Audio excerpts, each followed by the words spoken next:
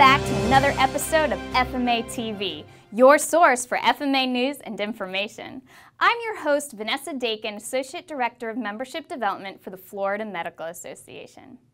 The FMA's mission is to help physicians practice medicine, and every year half of Florida's licensed physicians have to renew their medical licenses. But to do so, they must complete continuing medical education, or for short, CME. Therefore, to fulfill our mission, we help physicians by offering free online CME to all FMA members. I repeat, we offer free online CME to all FMA members.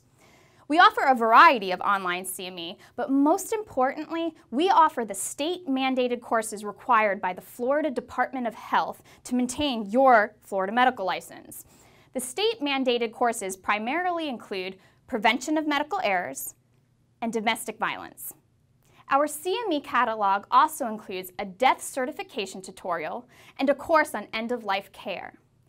All of our CME online courses are available 24/7 on our website, flmedical.org, so that our members can complete courses according to their schedule and nobody else's.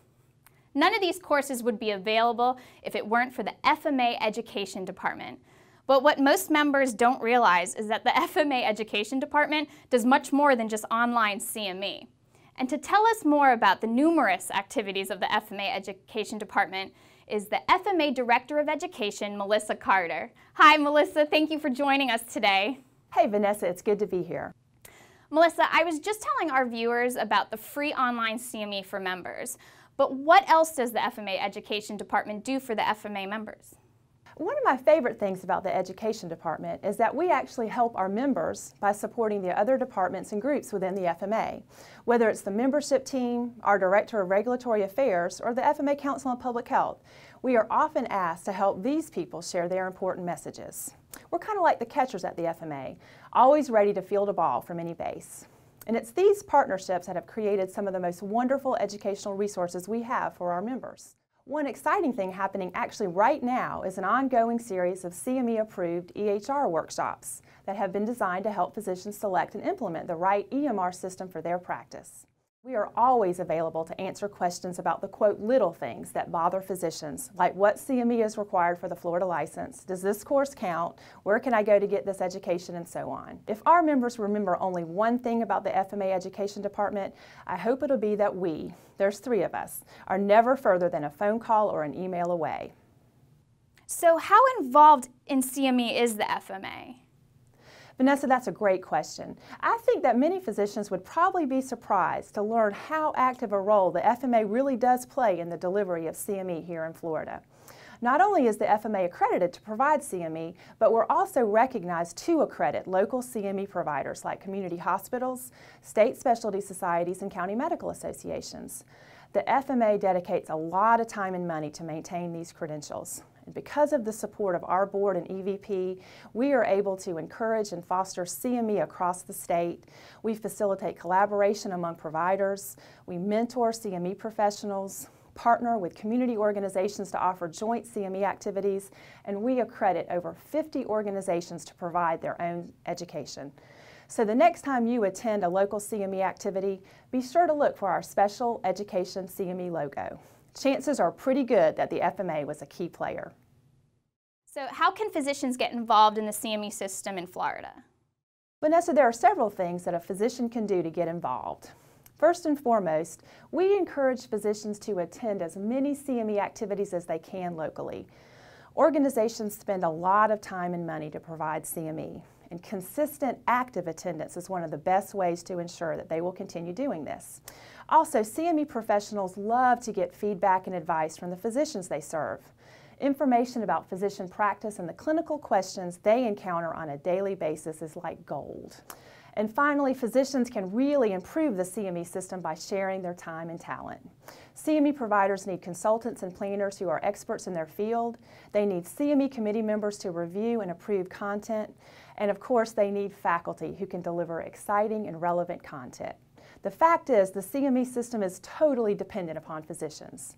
Now, having said this, I would really like to recognize the many physician volunteers who sit on our education committees, survey our CME providers, and serve as content reviewers. They are very much the unsung heroes of the FMA Education Department. The physicians really are the unsung heroes. Melissa, thank you for taking the time to speak with us today about CME. Thanks, Vanessa, for having me. It was a real pleasure to be here. As Melissa was saying, physicians can get involved in the CME system in a variety of ways, including becoming a CME presenter. FMA member Dr. Maureen Whelihan was a CME presenter at the 2010 FMA annual meeting. She is the past president of the Florida Obstetric and Gynecologic Society and past president of the Palm Beach County Medical Society. And she has taken the time to join us today to speak about CME. Dr. Whelihan, thank you for joining us.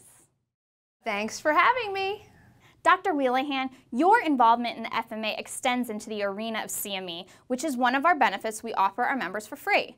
Can you actually tell our members how you became involved with our live CME program? And please tell us about the course you presented at the 2010 annual meeting.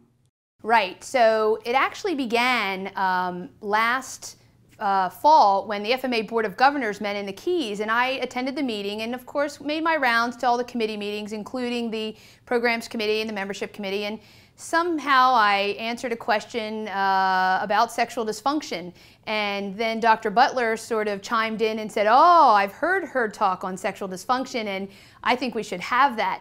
Of course, I was a little concerned that this might be a little R-rated for the average primary care physician, but I thought we'd give it a try, and so I agreed to do my talk on No Sex in the City Love Life Boot Camp. Well, I am so glad you did present because it was definitely the hot ticket at annual meeting. Sex always is. So Florida physicians have several options when it comes to choosing a CME provider, and you know that. And as an FMA member and a CME presenter, what do you think distinguishes the FMA's approach to live continuing medical education?